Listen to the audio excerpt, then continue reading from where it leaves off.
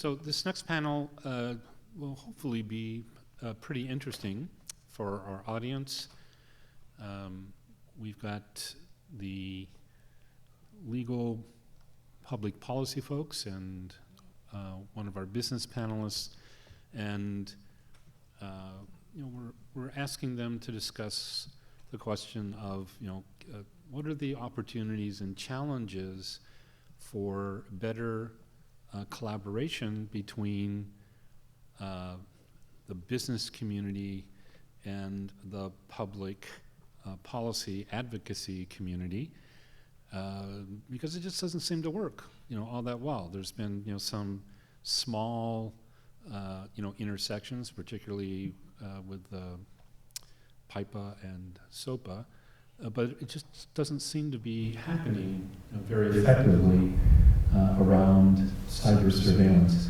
And so that's what I'd like people to start out with. What do they think is broken about that? Is it even possible for the business community and the public policy advocates to collaborate together? Are there interests so out of alignment, or is this something that you see as an opportunity for kind of catalyzing better cooperation? Nate, I know you have an opinion about this. Why don't we start with you? Sure. So I can give an example of one way that the business community, especially the tech community here in the Valley, and public policy have really done a lot of good work together in the last few months. Craig Timberg broke a story on Monday morning in the Washington Post about Google, Apple, and Facebook giving, and I believe Yahoo was included in the story as well, giving notice to their users when the government seeks user data, unless they are prohibited by law from doing so, which is something that a number of companies, a number of smaller companies, most notably companies like Twitter and LinkedIn, Dropbox and Cloudflare had all been doing. But now the big companies are doing it as well. This comes in large part from pressure from organizations such as mine and CDT, Emily's organization. And I think this is one way that we as civil libertarians can talk to and influence company policy. It was not something that we did in public on the scale that the SOPA-PIPA blackout was, but it was something that my colleagues and I at EFF, Emily's colleagues at CDT, and a number of other organizations had been working for a very long time to get done, and we've done it. So it's not necessarily always in the public sphere, but there are ways that public policy organizations such as ours and the companies are actively working together to make not just the policy but the practice better for their users. Yeah, I think one of the differences between the surveillance situation and something like SOPA-PIPA is that SOPA-PIPA was proposed legislation. There was, the information about the proposed law was public, and there was a very public fight against it. That was sort of the joint strategy of companies and NGOs and users to sort of create this voice. Whereas with surveillance is already happening, and companies have to follow the laws and have to respond to government requests and are often gagged with respect to what information they share with the public. So they're in a much more complicated position, I think. And as Nate said, sometimes the joint strategies are not necessarily as publicly visible, but that doesn't mean that they're not happening, and they're not going to happen overnight. So I think, there is plenty of space where the policy advocacy community and companies have overlapping interests, and a lot of the sort of rights of users are in the interest of both parties, right? I mean, companies want to protect the rights of their users because those are their customers and they want to build that trust.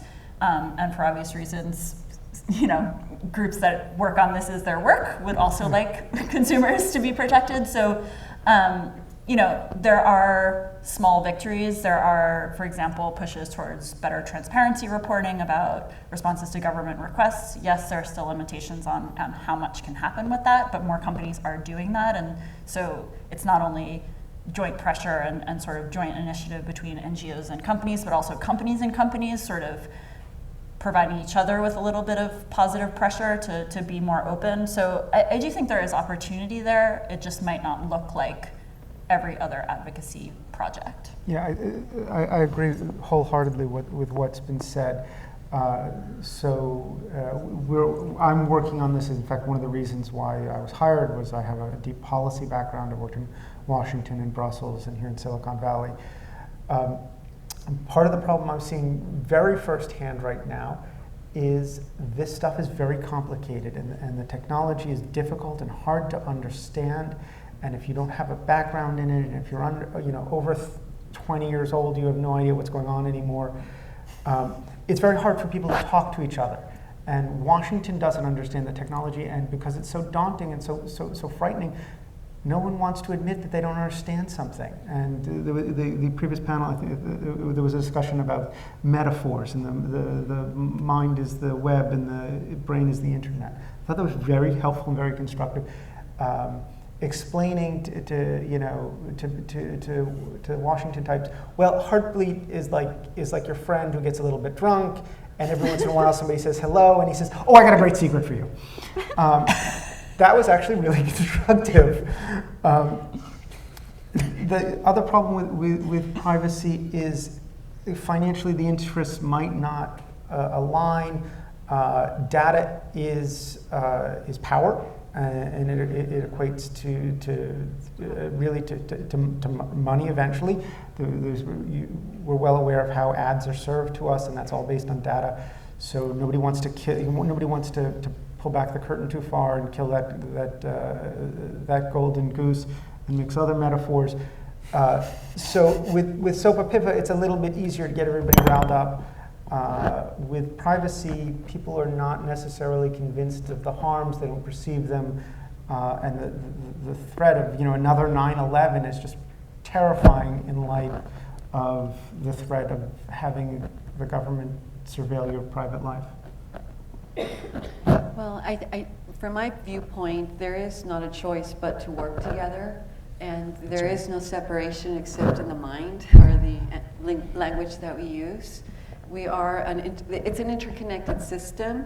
There's been huge investment, and it was government investment for this to become public and privatized.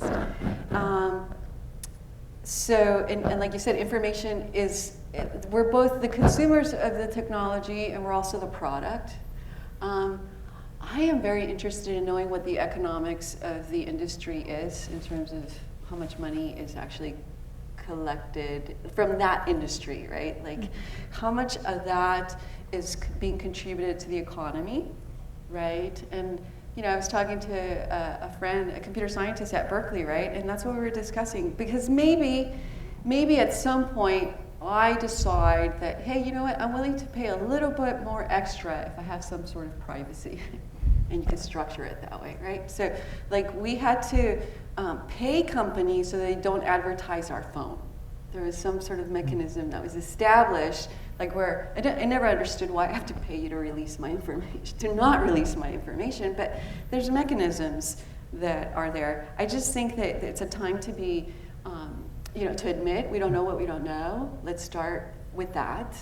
And let's figure out, just again, fundamental principles about what it is that we're actually discussing. And I think too often we hide behind that it's too complex, I don't understand it. But we can. We have the capacity to begin to teach each other and transfer that information, because it's vital. I think that it's a great opportunity to start thinking about, again, what is my role? What is my role? Because the stakes are high, and government is invested in this. That's, how can I tell you, except that when there was the government shutdown, so were the websites. That's a clear indication that it's an institution, So there's dependency there. We're not going to go back. It's the way we do, it's life. It's digital, it's about function. I have this concept of digital functionality. We do have to we don't have to understand everything about everything and not everybody all the time, but we have to have some common knowledge, like a digital functionality. At least know that you're entering an open system, right? And that and that the system knows more about you than you know about yourself. And being offline too doesn't mean that you're not online. Other people post about you.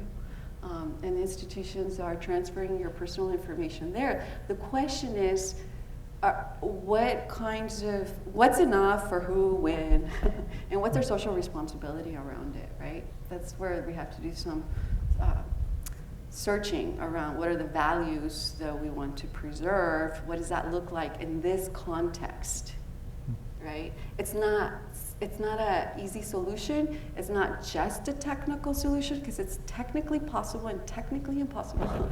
It's technically impossible to trace everything, and is that okay?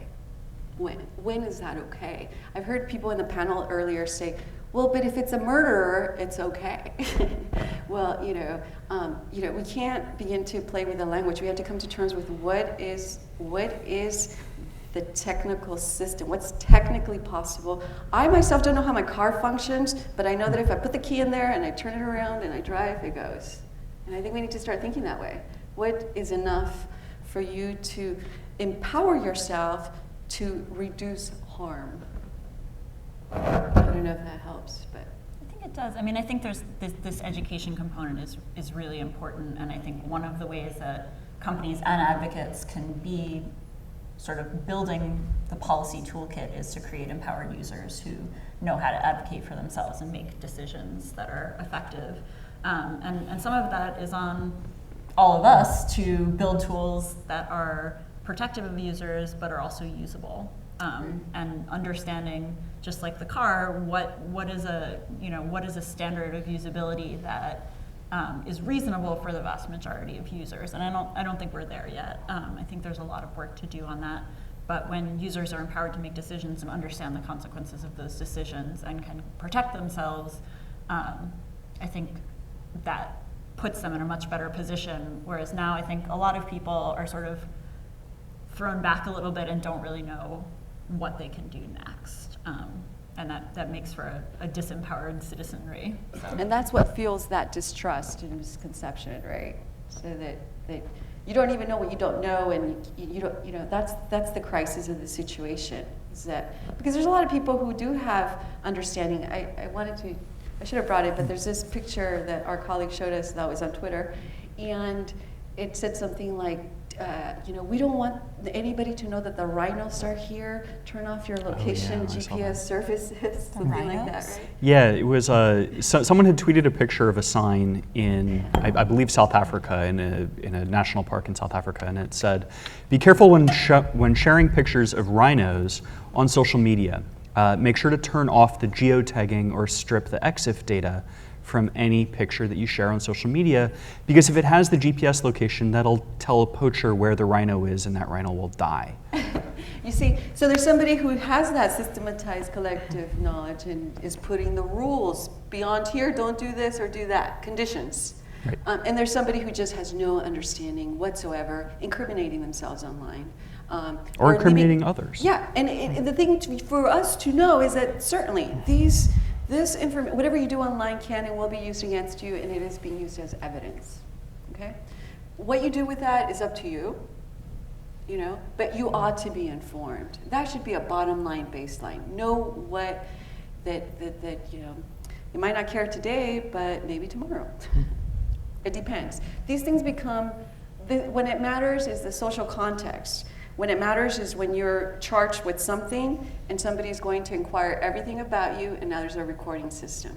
Even when you look at people that have already passed away, they're digging into their Facebook files to incriminate them and justify whatever it is. So I think there might be some space here for people who are at companies.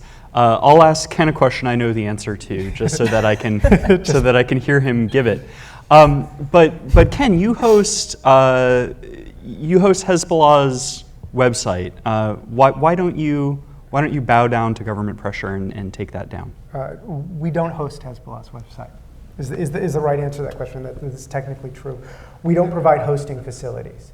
All right, so we're not the origin hard drive, if you will, somewhere on the internet where the content originates.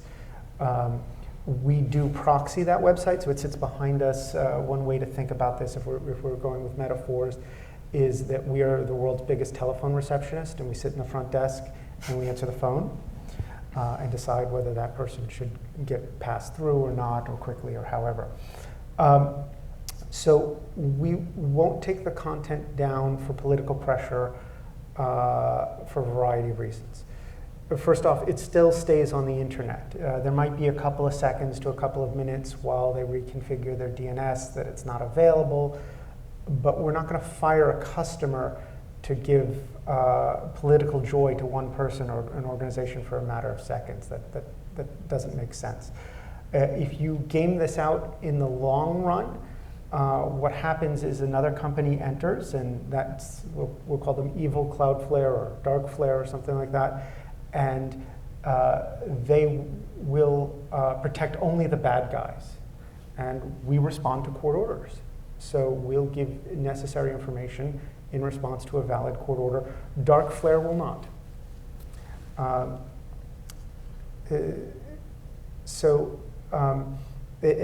the end of the day, websites are speech. They're almost nothing but speech, and there are very rare instances, child pornography, top secret nuclear plants, things of that nature. That kind of speech is not permissible. For the rest, just if it's Hezbollah, we also have, I think, Mossad.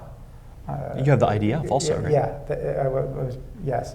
In fact, this was an interview question in my job interview. And the CEO asked me how I would handle this, and I told him, well, I didn't see a legal or policy problem. Maybe a really cool marketing campaign. Tastes great, less filling to the nth degree. But we support all speech, and we take all comers, and we have a free plan. So some of it is hyper Silicon Valley cyber libertarianism, and some of it's just good business practice.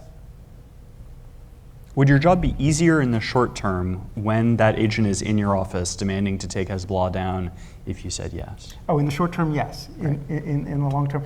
The other obvious, you were talking about political speech. I had someone in my office recently ask me to take down booter sites. And it was a nice request. It was a pretty please kind of request. And the technical staff, if we took down booter, for those who not in the know, booter sites are just sites that advertise DDoS. So it's so basically we have people using our service who are attacking our customers. And if we were to take them off, the engineers would throw a huge party and celebrate and carry our CEO around on a platter for several days. But at the end of the day, it's just speech, right? They make our job harder, yes, but not by the website. It's by other activities that they're doing. So it's like I said again, part of this is a principled matter. Part of it is just knowing that even if our customers are not nice people, they'll get good service from us.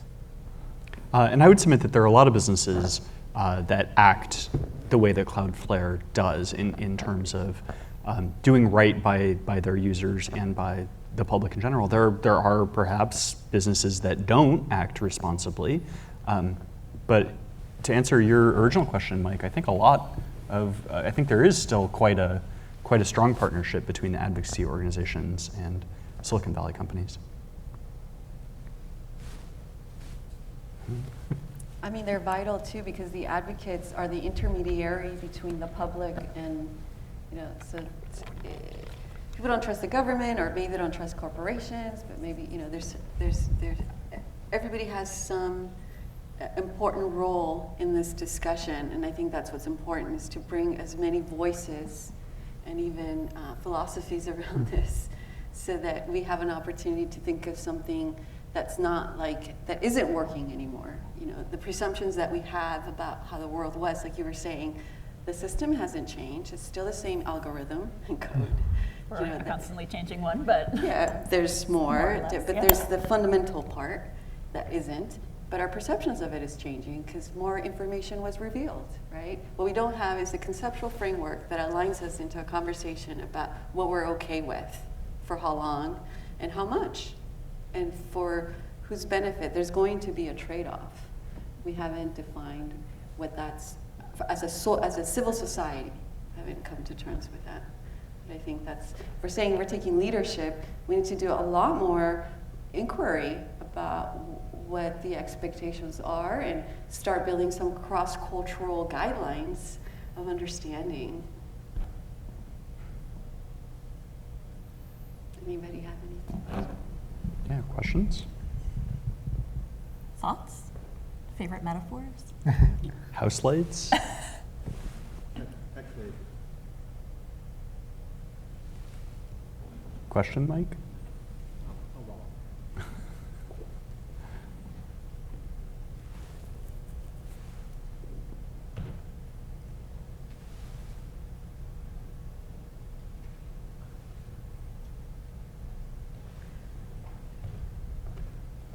So while we're turning on the question, Mike, Mike will ask a question. So I mean, if there were effective choices for, you know, a consortium of public advocacy folks and the business community, what direction would you see as most beneficial? I mean, it seems to me that there are some recurring themes in the press and bloggers' approaches to how to address this problem. One is, you know, just a better oversight, some version of better enforcement of existing rules that are adequate. One is increased transparency so that players, so it's a more level playing field, and one is improved legal protection. Is that a pretty complete, you know, categorization?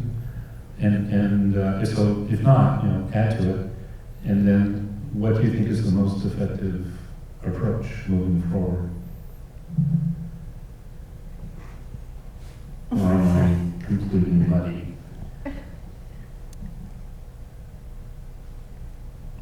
I mean, I think we need all of them, right? We cannot have one without another. And none will be effective without approaching the problem from all the angles. Yes. You know, this is a very, like the law professor mentioned, this is the first time this year or last year that they're establishing a degree around the subject. So this is a very new, it's not even a discipline yet, but, well, it is a discipline, but in terms of the accounting for the new changes, it's still an evolving new field of study, taking into account that there's new innovations, multimedia, different types. There's a lot of things that are new, but I think I just wanted to point it out that there's a lot of just the beginnings of interdisciplinary discussions and people crossing the boundaries so that they can come to terms with the fact that it's not just privacy in the law or privacy in technology or society, but that there is just a privacy field that is multidimensional, right, and interconnected as well. So that's what I'm hoping, that there will be more collaboration, more multidisciplinary collaboration, and more inclusive consortiums, I suppose, or bodies that incorporate the different voices and viewpoints, so that there's more information there about that inform whatever decision is being brought to the table. That's the only thing that I can see as the beginnings of further development. But I think that there is definitely more activity, more conversation. It's just that the questions and the content of it could be further more profound, I think. as a prerequisite to that, you have to have, before you can have the common dialogue, you have to have the common language. Yeah. And all of these disciplines that you mentioned speak very different languages, especially when it comes to the engineer. There's no engineer on this panel. Yeah. That would be really, I think it'd be really cool to have an engineer here, especially one who can speak several languages, if you will, right? Because the jargon and the terminology are not always obvious. They change very quickly. The technology to reflect the quickly changing technology, and we have to set a baseline that everybody knows that this word means this kind of thing and represents that kind of technology or that kind of action, and that nobody's afraid to say, I don't know what that is. Stop a second and tell me what you meant by that. I think that's a prerequisite to that kind of dialogue. It's almost like if you already know, if you already are claiming that you know, you already show that you don't know. In this case, in my view. And I think that can happen at a lot of different levels, right? I mean, that can happen at a panel like this. It could happen within a government. You know, there's the law enforcement branch of the government and the human rights enforcement branch and the data protection branch, and they're all speaking different languages. And in an ideal world, they're also speaking to each other because there's enormous overlap between the work that they're doing, and there just hasn't been a ton of opportunity for that language to kind of come together. That's no one's fault. It's just the way it's sort of developed, but there really needs to be better conversation within governments, between governments, and then also, you know, between sectors. So I think that that's a really important goal, is just moving in that direction. Yep. Hi, to your point about no engineers being on the panel. My name is Irina Raiko. I'm the Director of Internet Ethics at the Markkula Center for Applied Ethics here on campus. And one of the things we've been working on and sort of trying to advocate is that we need technologists to become public speakers. We need technologists to translate various things to the rest of us, because no matter how much we empower people and we educate them and we have some basic understanding of how things work, there are things done both by the government and by corporations that unless we have, you know, the FTC now has a technologist on staff and she blogs. Jonathan Meyer at Stanford is one of those technologists who can explain things to regulators and to the rest of us. We need way more people like that, because even people like me, who I think try to be on top of things and, you know, care very much about privacy, don't have the level of technical understanding to really know when something is being done that is being done purposely to undermine all whatever my privacy settings are and everything I've done carefully as being instructed by various websites, right? And that's both from government and from corporations. Yep. So it's an issue that we're treating it sort of as an issue of engineering ethics. There are codes of engineering ethics, and they call on engineers to think of the common good, and to that end, even though they don't usually think of themselves as public speakers, we need their voices, absolutely, maybe more than anybody else's. At the Foreign Intelligence Surveillance Court, in Congress, with clearances, security clearances, so they can inform the legislators. We got a Sorry, fifth that's more of chair a up comment than a here. question. Yeah, come on up. Seriously, I don't know is a perfectly good answer. Come and join us. You're an engineer? Well, I said I wanted an engineer. No, it's not a hypothetical. Come on up. Nobody's going to make fun of you. So I was just going to say that I think organizations like EFF and CDT and many others are, you know, actively looking at many times for technologists to come on and join us and kind of join in this effort of, you know, translating for the purposes of advocacy, participating in technical standards bodies, and bringing the sort of rights framework that advocacy organizations use to technical standards bodies that are mostly engineers, and vice versa, right?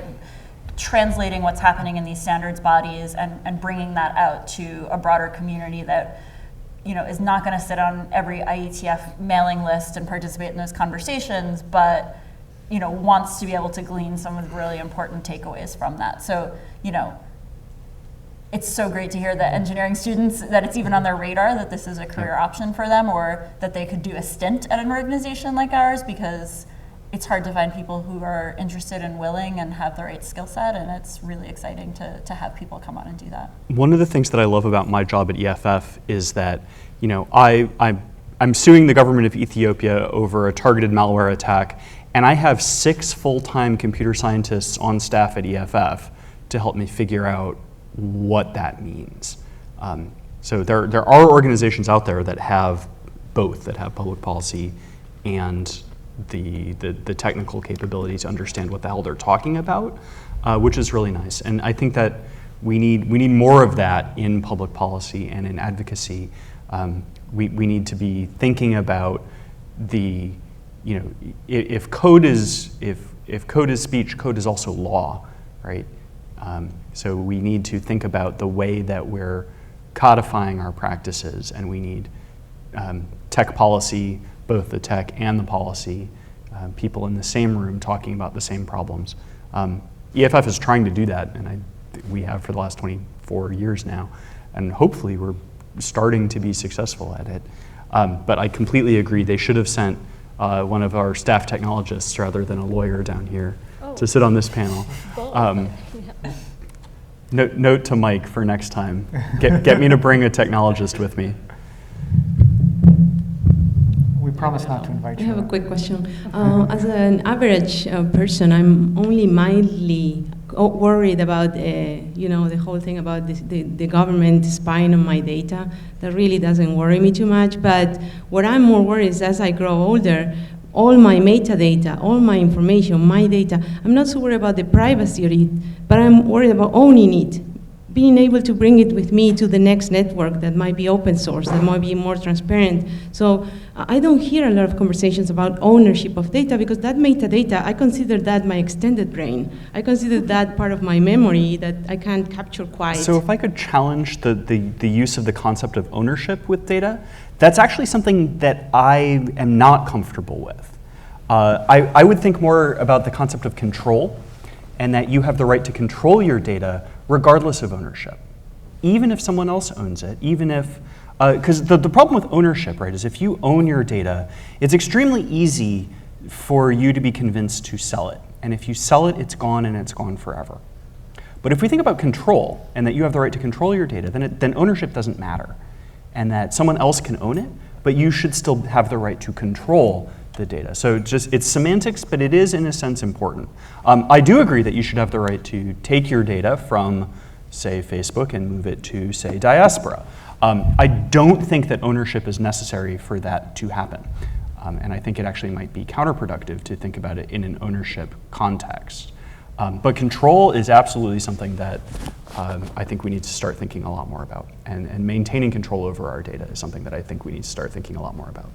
Can I challenge one more part of that? You describing yourself as an average person not caring about privacy, because all of the polls that I've seen suggest that average people care about privacy. So that might be your personal choice, but it's not an average person's choice, just based on what we hear from other people. I think it brings up the issue of how important ethics is, right? Because that's really what it comes down to. What are the ethics behind all this? And we don't really know.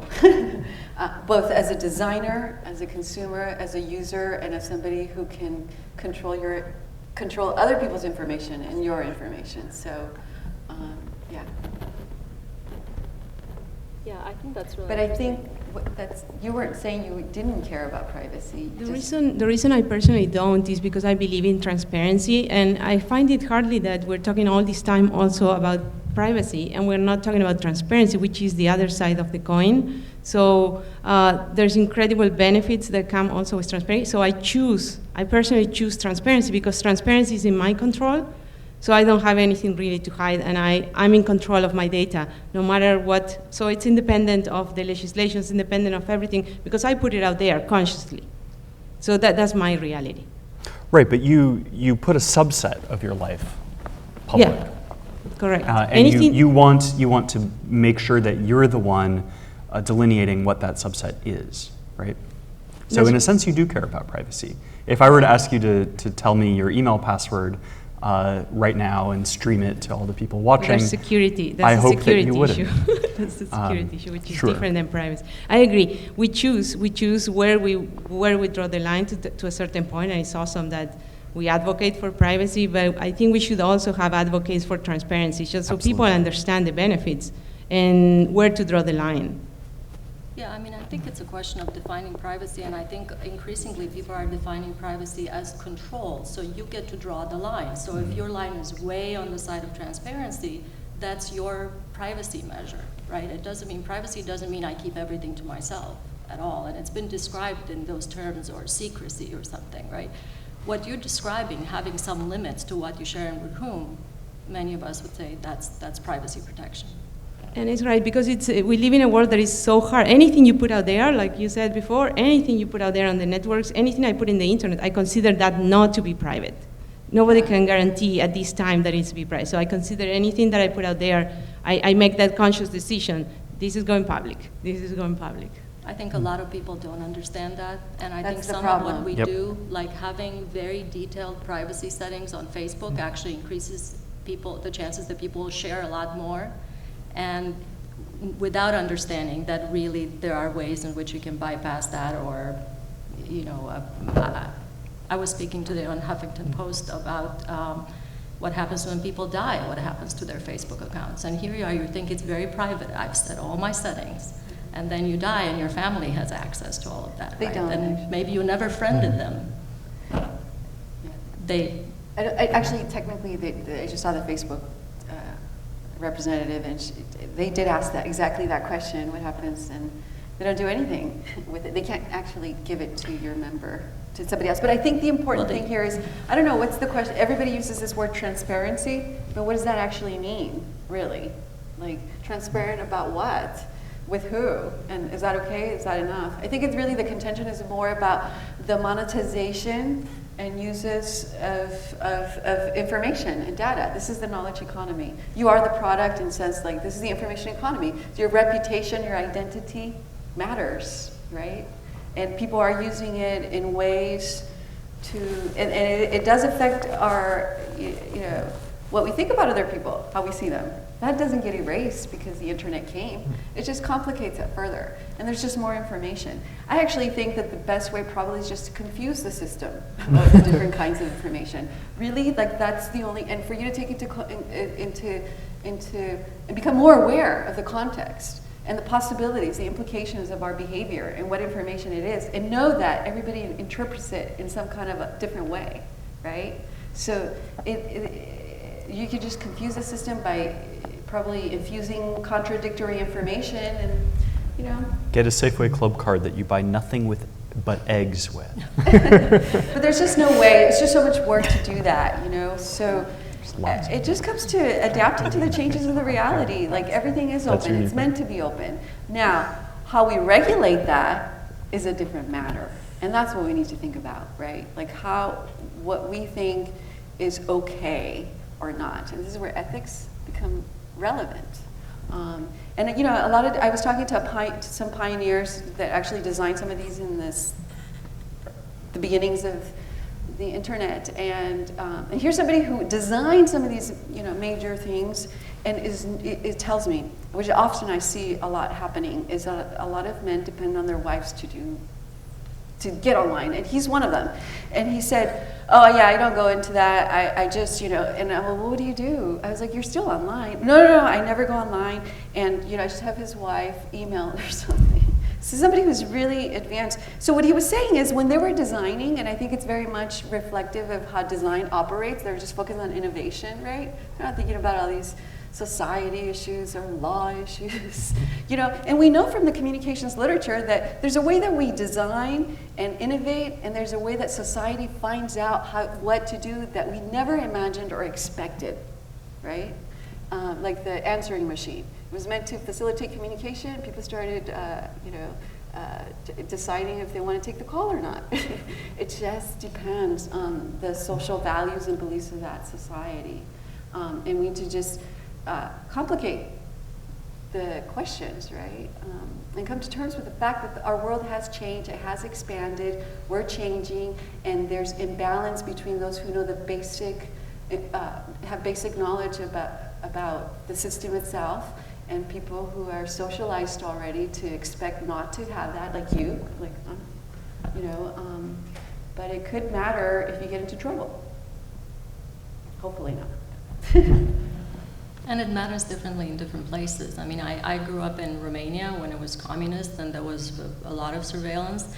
And when I talk to people from Romania and I start articulating why privacy is important, which I've learned I need to do in many contexts, they look at me like I'm insane. They're like, of course it's really important. You know, let's talk about what to do about it. I mean, It's how we're talking to people about it. yeah, and I find it over and over again that it depends so much on context. Yes. right? Yeah, the government right now, the NTIA took a sample with the community population survey, and they were trying to figure out why you're not connected. And they said, okay, why aren't you connected? And one of the options was privacy. And I think that question is flawed and are not interested or don't care. Mm-hmm. Well, actually, I think it's more of a proxy of I don't understand. But whether you're connected or not, you're still affected by these issues, right? It's not going to deter you from being online, because there's some things that are just being replaced. There's some paper-based and human forms of communication and exchange of information that are either supplemented, complemented, or completely being replaced. So it's not an option. The questions are, what are the emerging new social norms that are acceptable? What's a reasonable expectation? And can we inform all of us so that we can decide how we want to appear online? As much as you can, right? Or what you want to input. That's what we have control over. And sometimes there's a lot of worry about the government looking at you, but really it's a lot of day-to-day, everyday folk and what kind of information there is. I invite you to check out the Ready or Not application if you're a Twitter. This is in the Teaching Privacy website if you're a Twitter user. And my colleagues did exactly that. We wanted to prove there's different ways that there's no anonymity. And what they did is they simulated this, they created this tool where you can put in, if you upload pictures, and some people who haven't changed the settings so that there's no geographic location number to show it. And even people who were in my team were surprised when they put in their username to see that it mapped out the pattern about where you go most of the time, where you're calling, and it can map out your trajectory based on when you uploaded. And we're very habitual people. We did the same thing over and over and over again. So there's things that can be predicted, right?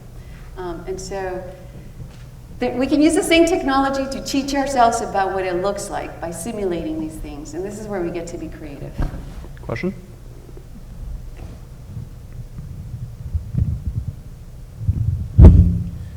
So, a lot of great stuff.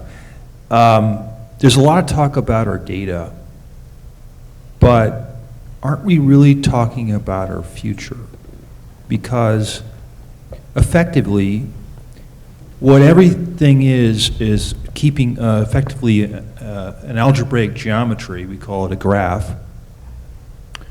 And effectively what we're looking at here with NSA or with with any of the internet companies or with any of the ad companies, what they're really doing is keeping track of our future, where we're headed, where we're going. So who owns our future? That's my question. Who owns our future? Do we get to take some of that back? Is a question of how much of that graph do we get to see personally? I think it's been good that some of the companies like, and I won't go on too much more here, but the question is who owns our future?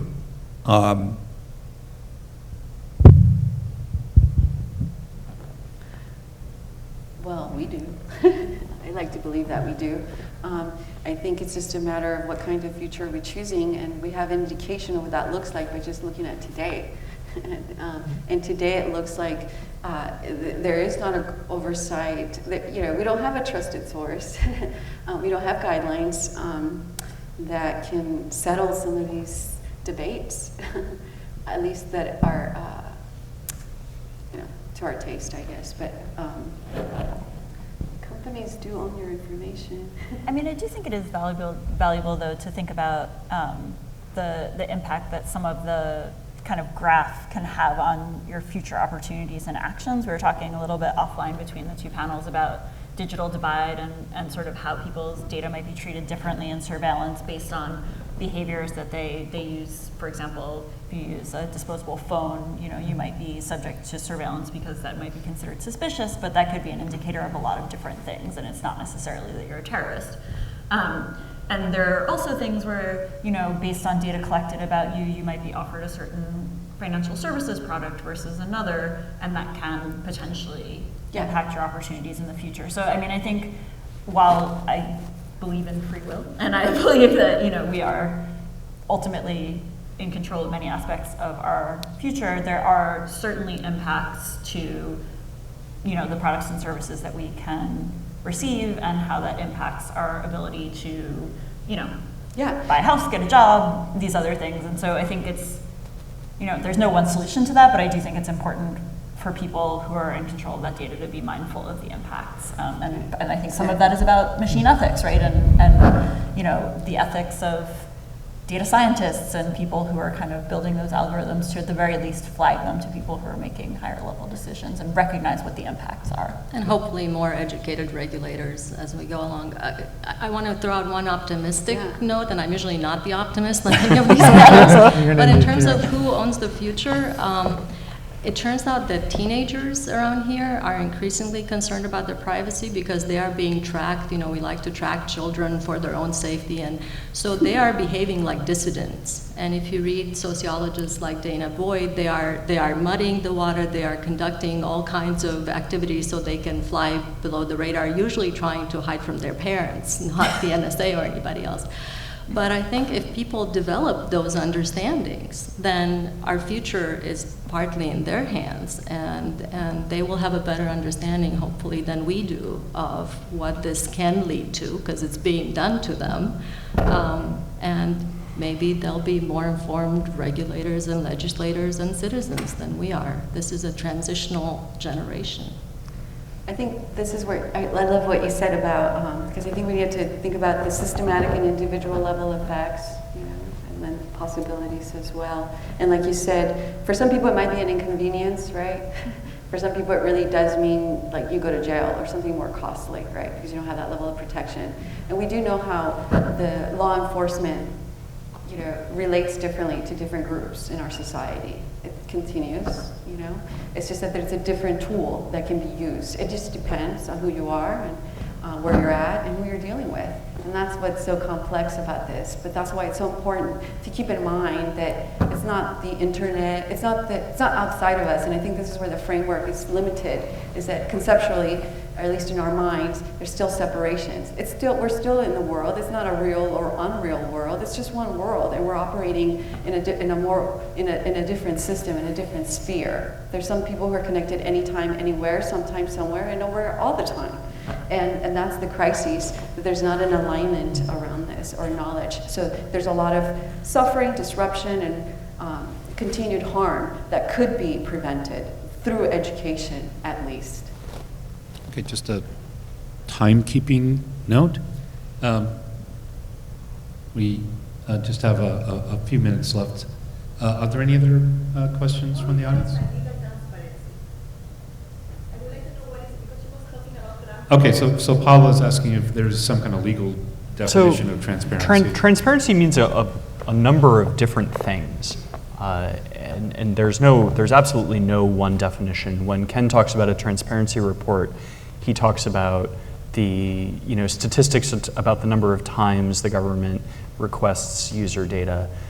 When we talk about government transparency, we might be talking about access to government records. When we talk about personal transparency, we might talk about letting people into our data selectively or less selectively. So there's absolutely no one definition.